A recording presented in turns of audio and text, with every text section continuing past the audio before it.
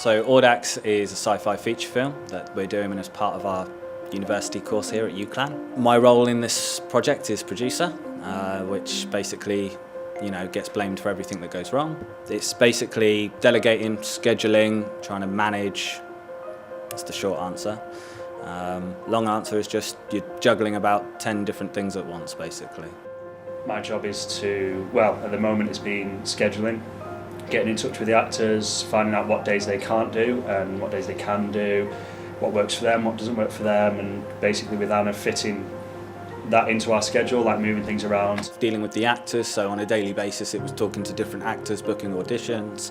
Then it kind of moved on to locations a bit more, and it was talking to the council, making sure we've got rights to film in certain location. So on a daily basis, the first thing I do is check my emails, and then I will have something planned to do usually on that day as well, whether it's a meeting with someone or going again on a scout or even going to the studio. I've never been a PM before, so production management was new. The good thing about being a production manager, if anything does horrifically go wrong, it's not entirely my fault. The producer gets all the blame, not me. So we don't need travel expenses for Fred or for Ray. Although next week should be too. Next week To me and the PMs in particular and the AD, Jack, we do our best to not show our stress, even though we may be pulling our hair out. It is similar to producing, but for me I found it better because I get to be on set, I get to see everything going on, and I guess there's a bit of a buzz if something does go wrong. I'm the one to sort it out. Going to locations, checking them out, talking to the actors.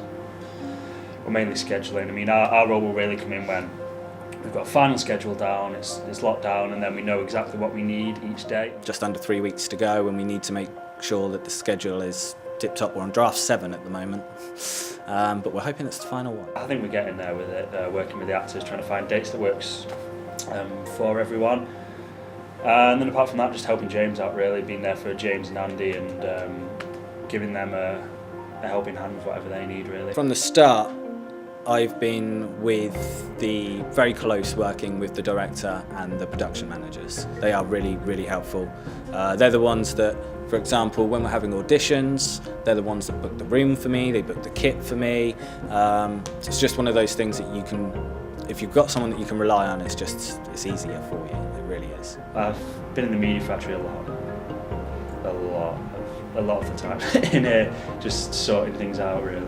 There are so many problems. There are so many problems that happen on a feature film, but I think that's the best part of it. I think if everything was running smoothly, I'd be panicking. The biggest issue you'll have as a producer is knowing when to switch your brain off.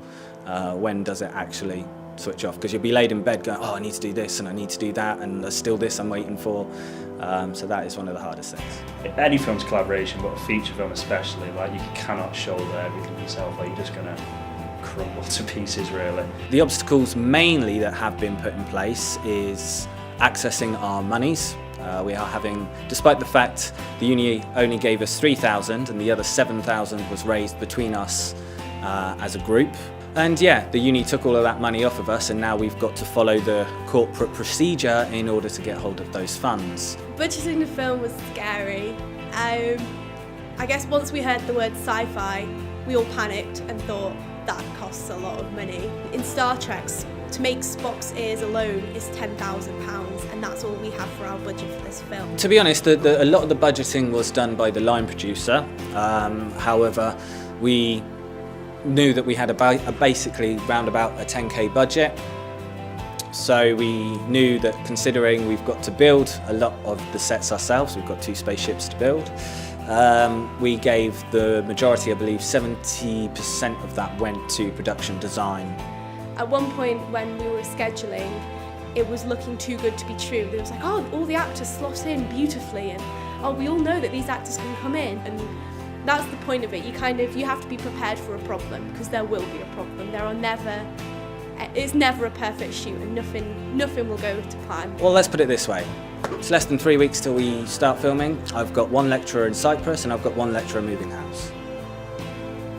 We'll leave it there, shall we? Everything could go wrong. Everything really could go wrong, but I guess that's the fun of it. There's more risk in knowing that there's gonna have something fall to pieces.